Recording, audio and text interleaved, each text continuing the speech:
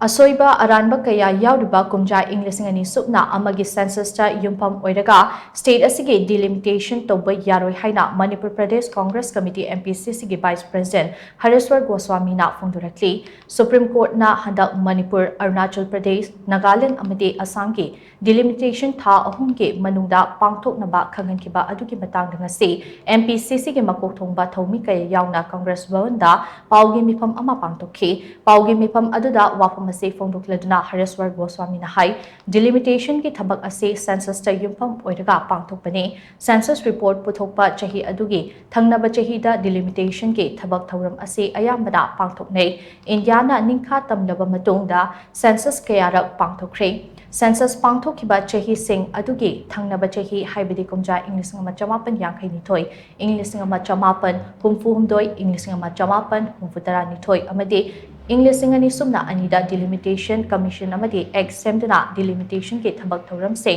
pangthoknaba honakhe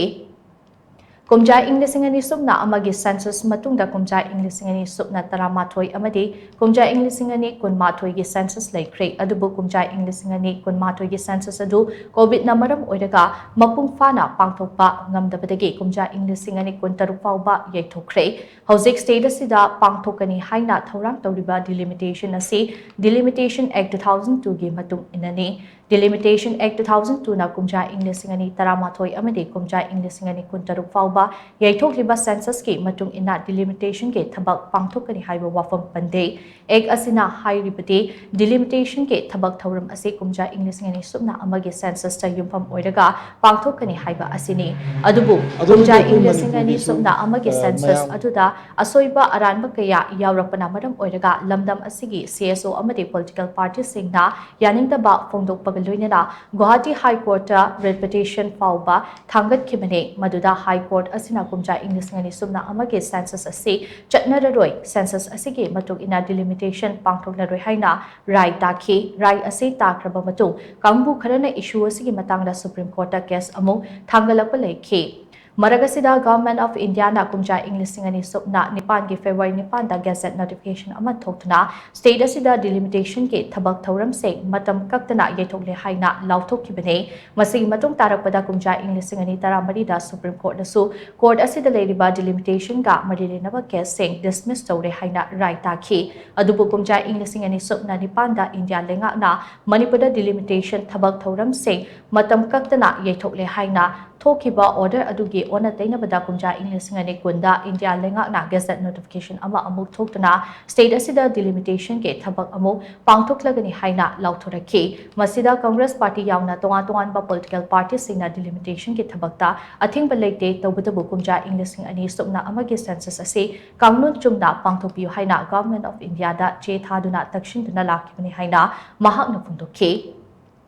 Mahakna makata na hai hiramasigi matangda mamangda state asidagi MP ani amadi MLA mangana associate member oiba delimitation committee amasu semkhrabani committee ase hojik hingtna leiribra haibasi state lengak na miyamda khanghan famthui kumja English ani supna kunmathoi gi census kumja English ani kuntarukta pangthokadoriba ase kangnun chumna verification chatharaga pangthokpiu hairiba census ase yamna maru oiba census amane kumja English ani kuntrama thoida pangthokadoriba census ase su masida Yumpham oigidoribani haina mahal makata ki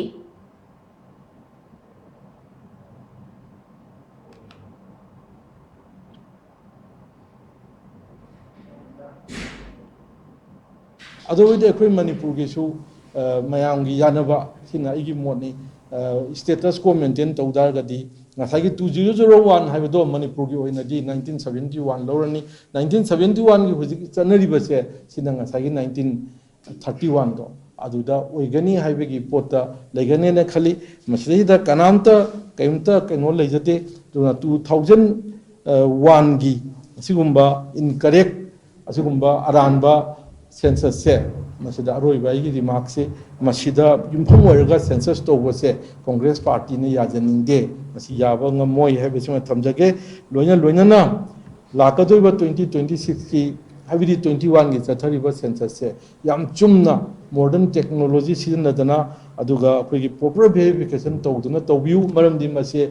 2031 की matungda tawdudo masida yumpham oiragdoi ni haijariba akhoi party gi oinadi amukanna 2001 da tawba census sima akhoi chungthokjingai masima akhoi yajaningde aduga 2026 da sangdoreba census se sisu yam proper niyom chumna tawbiu